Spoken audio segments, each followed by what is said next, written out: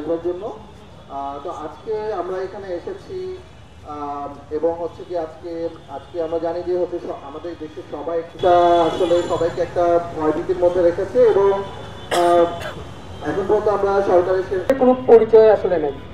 ধর্ষণের মূল উপাদান হলো জোর, হুমকি এবং সম্মতি না থাকা এবং অপ্রাপ্তবয়স্কদের গ্রহণ করা। একজন স্ট্রেট পুরুষ যেমন একজন নারীকে ধর্ষণ করলে সেইটা সেক্স হয় না, তেমনি একজন গে পুরুষ আরেকজন পুরুষকে ধর্ষণ করলে সেইটা সমকামিতা হয় না, তা শুধুই ধর্ষণ। বাংলাদেশের ডানপন্থী ও লিবারেল উভয়ই বছরের পর বছর পুরুষদের ধর্ষণ করা, পুরুষদের ধর্ষকদেরকে সমকামী আখ্যায়িত করে এসেছে। ডানপন্থীরা তা করেছে ঢাকা বিশ্ববিদ্যালয়ের অধ্যাপকের ক্ষেত্রে এবং লিবারেলরা তা করেছেন মাদ্রাসার শিশু ছেলেদের উপর যৌন নির্যাতনকারী শিক্ষকদের ক্ষেত্রে। একটা ভিকটিমদের ট্রমা উপেক্ষা করে ধর্ষণের আইডেন্টিটি পলিটিক্স খেলা হয়। ধর্ষণের আইডেন্টিটি পলিটিক্স সবসময় গণহত্যার ফাউন্ডেশন। ধর্ষকের কোনো কমিউনিটি নেই। ধর্ষক যে কোনো যৌন বা লিঙ্গ পরিচয় হইতে পারে, যে কোনো ধর্ম বা এথনিসিটির পরিচয় হইতে পারে। ধর্ষক হইতে পারে স্ট্রেট, গে, বিষমকামী, সমকামী, উভকামী, ট্রান্সজেন্ডার, হিজড়া, হিন্দু, মুসলিম, খ্রিস্টান বা যে কোনো পরিচয়, কিন্তু তাদের পরিচয়ের কারণে তাদের অপরাধের দায় তাদের গোষ্ঠীর উপর ফলানো যাবে না। আমরা এটা ইতিহাসেও দেখি, যেমন সাদা চামড়ার মার্কিনী সাম্রাজ্যবাদীরা কৃষ্ণাঙ্গ পুরুষদেরকে এবং মুসলমান পুরুষদেরকে ধর্ষক আখ্যায়িত করে আমাদের উপর গণহত্যা চালাইছে। এটা ইতিহাসে হয়েছে। ভারতেও হিন্দু আগ্রাসনবাদীরা মুসলিম সংখ্যালঘুদেরকে ধর্ষক আখ্যায়িত করে তাদের উপর গণহত্যা চালাইছে। বাংলাদেশেও মুসলমান আগ্রাসনবাদীরা হিন্দুদেরকে ধর্ষক আখ্যায়িত করে তাদের উপর গণহত্যা চালানোর পায়তারা করতেছে। টিএমডি নামের ঘৃণাবাদী হ্যাশট্যাগ ছড়িয়েছে সোশ্যাল মিডিয়াতে। ঠিক যেরকম ভাবে অন্য কোনো গোষ্ঠীর উপর ধর্ষকদের দায় চাপানো যাবে না, তেমনি এলজিবিটিকিউ গোষ্ঠীর উপর ধর্ষকদের দায় চাপানো যাবে না। আমাদের কমিউনিটিতে যখন আমরা নির্যাতিত হই, আমরা যখন ডোমেস্টিক পার্টনার ভায়োলেন্সের শিকার হই, আমাদের পার্টনারদের হাতে যখন নির্যাতিত হই, আমাদের ক্রিমিনালাইজেশনের কারণে আমরা যেহেতু পুলিশের কাছে বিচার দিতে চাই না, বিচার দিতে পারি না, কারণ সেকশন 377 এর মতো আইনগুলো দ্বারা আমাদেরকে ভয়ভীতি দেখানো হয়, আমাদেরকে গ্রেফতার করা হয়। সেই কারণে আমরা আমাদের ধর্ষণ, যখন আমরা ধর্ষণের শিকার হই তখন সেটা রিপোর্টও করতে পারি না। এমন ঘটনা আছে যে ট্রান্সজেন্ডার ধর্ষিত মানুষরা পুলিশের কাছে গিয়া ধর্ষণ রিপোর্ট করার চেষ্টা করতেছে, আর পুলিশরা বলছে এই কথা, এইরকম ঘটনাও ঘটছে।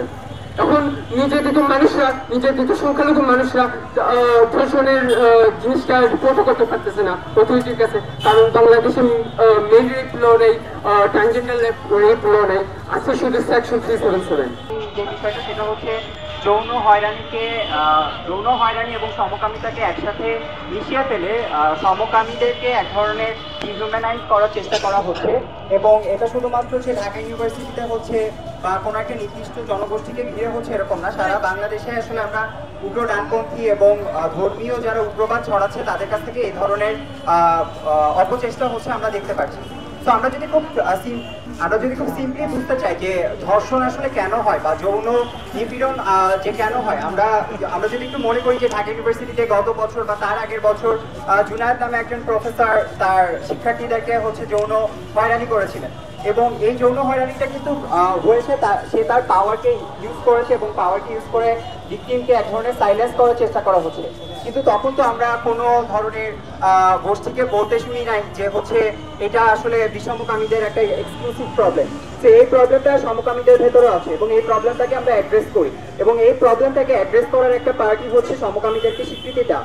কারণ একটা সমকামী যদি আর একটা সমকামী দ্বারা হচ্ছে যৌন নিপীড়ন বা ধর্ষণের শিকার হয়, তার তো আইন আদালত বা রাষ্ট্রের কাছে যেতে হবে।